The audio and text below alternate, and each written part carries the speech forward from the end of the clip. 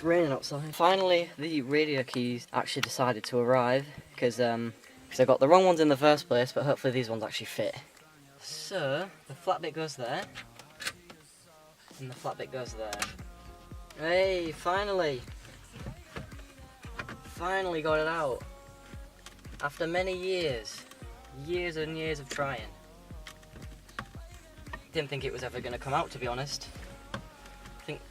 Does it come out further than that? No? Okay, we'll just gotta take these plugs off now. Watch, these won't be able to come off now. There's the first one. The second one's a bit stubborn. Right, hopefully the clips on my other radio, the harness that I've been given, hopefully that fits those. If not, it can't really be fitted. Get the new radio from the inside and bring it into this car. So I'll be back in just a second. Yeah, you guys just wait right there. Whoa, we're halfway there. This is so stressful. This is pretty expensive one, to be fair.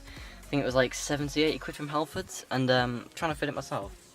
I just thought I'd stop just to make a little bit of video, because I remembered that I actually need to record this. Because I've basically just been sweating it through the manual, reading it, to make sure I don't break anything, pretty much. Right, it's all in there, although upon further inspection, I'm gonna need a different sort of bracket around the outside, because although it's installed properly, the bracket doesn't sit flush to the dash at all, and it leaves like a tiny little gap here.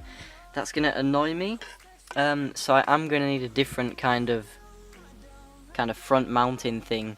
But apart from that, let's do a quick check. Just gonna make sure it's not in gear. Right, so I need to take it out of demo mode somehow, so let me just read how to do that really quickly while the car just idles. Holy shit.